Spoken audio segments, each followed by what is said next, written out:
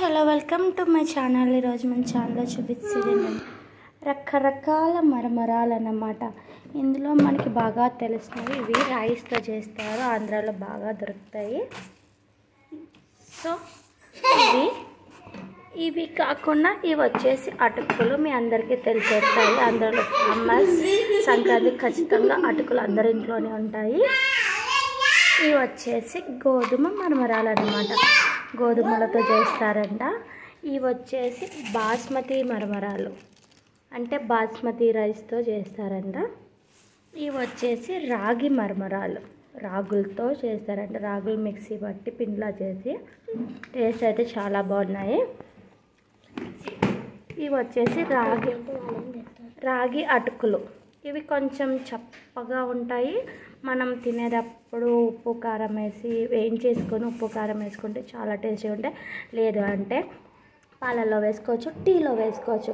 ఇవి కూడా అంతే, పాలల్లో వేసుకోవచ్చు, టీలో వేసుకోవచ్చు, ఉప్మా చేసుకోవచ్చు, పులిహోర చేసుకోవచ్చు. మీకు దోశల్లో కూడా కొంచెం వేసి రుబ్బుకుంటే దోశలు క్రిస్పీగా వస్తాయి. చాలా అయితే చాలా బాగుంటాయి అన్నమాట. సో చూసారు కదా ఎన్ని రకాలు ఉన్నాయో మనకు తెలియనివి.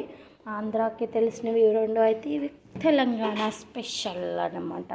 మనకి తెలంగాణలో ఇవైతే మంచి టేస్ట్ ఉన్నాయండి. రాగివి చాలా హెల్త్ అని.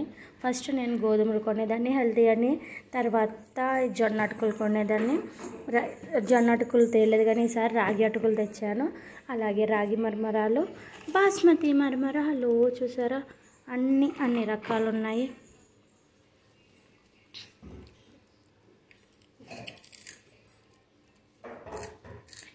సో ఈ వీడియో నచ్చితే లైక్ చేయండి, షేర్ చేయండి, అలాగే సబ్స్క్రైబ్ చేయడం మాత్రం అస్సలు మర్చిపోకండి.